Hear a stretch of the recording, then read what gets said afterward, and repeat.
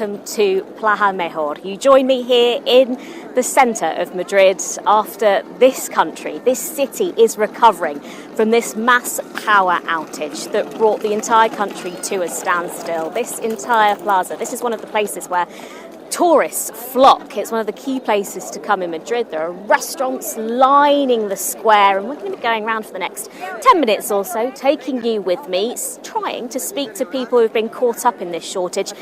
The total infrastructure in Spain, first of all, was brought to a complete halt yesterday lunchtime, when about 12:33 in the afternoon, things just stopped working. No cell service, no internet connection, no electricity at all. The lights weren't turning on, the televisions weren't turning on, fridges stopped working. It meant that people in offices working around here flooded onto the streets, wondering what was going on. People were kind of flooding into the walkways, flooding into the alleyways, just asking each other, do you know what's going on? Like, is it a local thing?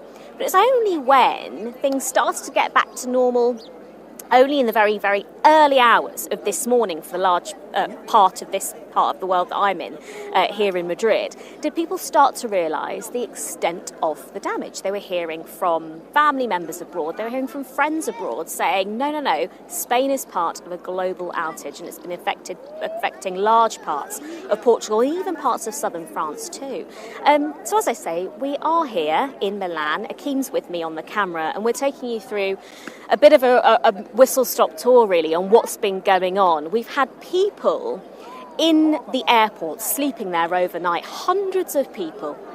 And we saw when we landed yesterday evening, we were at Madrid airport for some 3 hours or so, and there were people sleeping on their suitcases. They kind of got their bags together and they were huddling together, families too.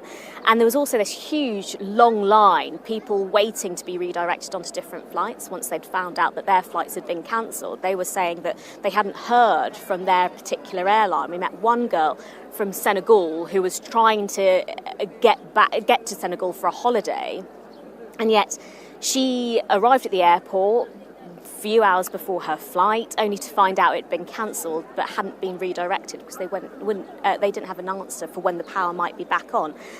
But what we might try and do is try and speak to some people who have been affected. Hola, hello, buenos dias, hello. Do you speak English? ¿Hablas inglés? Oh no, don't worry. We're talking about the big power outage, all the phone signals that went. But thank you anyway, thank you. Hola, hello. Hablo inglés? No English speakers. Let's try over here. I'll have a look over here. Hello, do you speak English by any chance? Yes. Hello, do you mind if I chat to you? We're live on Sky News. We're talking about the global outage, country outage yesterday. Were you guys affected? Sorry, another time. Yeah, sure. Yesterday, did you find your phone wasn't working and all that? We just landed this morning on the airport, so it was for our first day here in Spain. So it was kind of scary if we can land, if the airport was open during the fallout of the electricity. But everything went fine. Where were you travelling from? The Netherlands. Amazing. So was your flight delayed? No.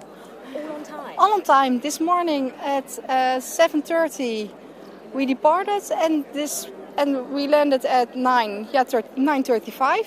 Everything on schedule. So were you watching the news yesterday at home thinking, are we going to go? Are we going to make it? Is it possible to come there? Is the airport not closed down because of the fallout? But it was nice, yes. Right. It's quite amazing, isn't it? We've been talking to people today about how it's just back to normal. People are just kind of getting on with it and thinking, what a weird thing to happen. The only thing we saw was the supermarket, the grocery market, the ice cubes. We're stuck on the refrigerator. Yes. Is it all completely melted? Yes. It was half melted. Yeah, and then restuck on the refrigerator. Yes.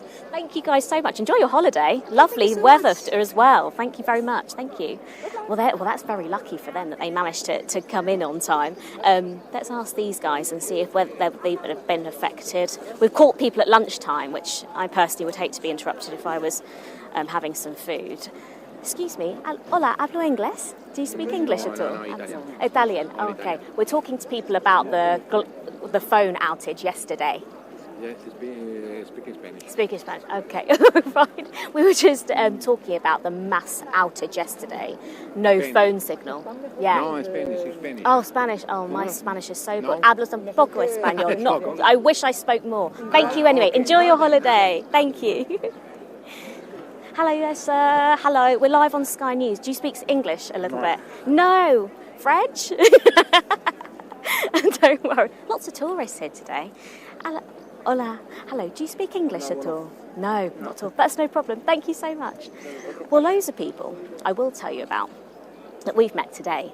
We spoke to one pharmacist who has had to, essentially yesterday, her computer system had totally shut down, and what she had to do was try and take patients' details purely by hand. It was back to pen and paper for her. The booking system was completely failed, and we walked in, she had an A4 page full of patients' details who were coming back in today to try and pick up their medicine.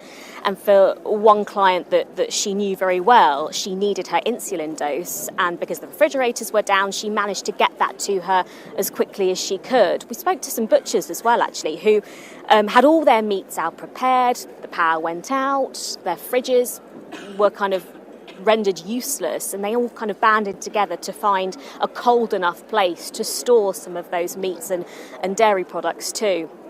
We've also met a variety of people today, including people that worked in offices. We spoke to Pablo. So Pablo works in a travel agency, and he, along with his colleagues, suddenly their computers just went dead. The lights went off in their office, and they all stumbled outside. They thought that it was a local power cut. But it was only once they started talking to each other and trying to establish a proper connection with any of their loved ones who lived abroad, did they realise it was a wider issue.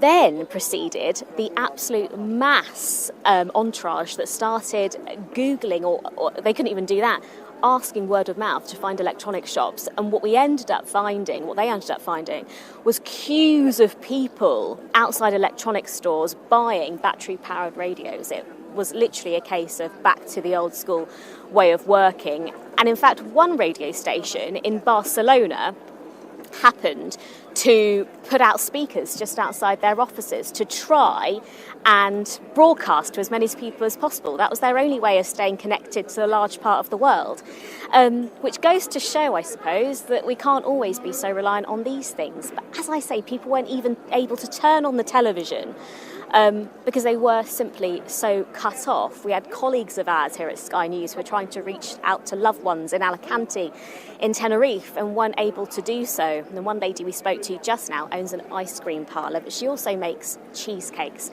And she was gutted when she told us that she had to throw away dozens of huge Basque cheesecakes that she'd made, that she'd had orders for. But once the fridges stopped working yesterday afternoon, she, by about 10:30 at night, found that she just had to get rid of all of this stock.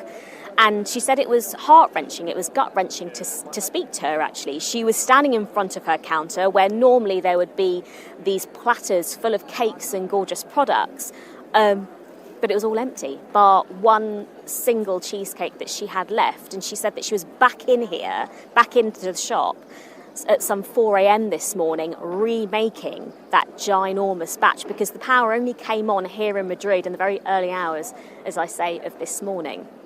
It was about 6 a.m. that we found out from the Spanish Prime Minister via social media that some 90% of power had been restored across Spain, and the same can be said for Portugal too. We found out yesterday by Pedro Sánchez, the Spanish Prime Minister, that some 15 gigawatts, that's about 60% of the national supply to the power grid here in Spain, was lost yesterday in just 5 seconds. An extraordinarily just shocking thing to have happened, and he said it was a calamity that he had never witnessed, and describes it as being unprecedented. So unprecedented, in fact, that a national security meeting has been happening today here in Madrid, being chaired by the King of Spain, King Felipe, and he's managed to get leaders around the table, including Red Electricity, the people that run the grid supply here in Spain, to try and work out exactly what happened. Now, the Portuguese were quite quick quite quick yesterday to apportion a bit of blame, certainly from the Portuguese grid operator side of things. They had said yesterday that the outage was due to a rare atmospheric phenomenon which occurred in Spain. It claimed that extreme temperature variations in Spain had disrupted their power grid. Large parts of Spain managed to get some electricity and some 4G yesterday. In fact, we were doing lives from a very busy Madrid airport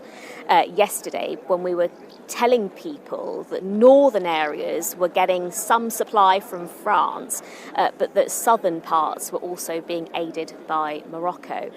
But all in all, things getting back to normal-ish, but there are still delays for people who are stuck on perhaps a rural train that are still struggling to get power to those trains once again, to get them off those train lines. Yesterday, people were getting off their trains and just walking the rest of their distance, using the torchlight on their phones. And then there was the issue too of taxis, people snaking in a crowd of hundreds around the taxi rank at Madrid airport as one example, waiting for very few taxis that were coming, because taxis too were having to ration their fuel, and they were also being limited on how many card payments they could take, because of course all those card readers that we're so used to seeing run on battery operated systems, and as soon as they went flat they couldn't charge them up, and therefore they couldn't take card. And when they were relying on cash, well, customers could only take out so much because the ATMs weren't working. And even though we were told that power was restored to a large part of Madrid today, we did come across one ATM that simply had a blank screen. But that was the case replicated right across the country yesterday. But this a very different scene to what people saw yesterday. We're so used to seeing people attached to these devices, attached to some form of connectivity, that yesterday people described such a strange atmosphere. People were using, as I say, battery-powered radios that they bought from electronics stores or happened to have stored away in the back of their cupboards, bringing them out, turning them up to full volume and playing them out loud, almost holding them up so everyone could hear them and be part of that shared information. We also have seen pictures today from photographers which show people parked in their cars, turning the radio as loud as they can to try and disseminate that information to a large proportion of the population. But a truly unprecedented event, I think that's fair to say, for not only the people of Spain, but the people of Portugal too. Thank you so much for joining us on this live stream, and we'll see you soon.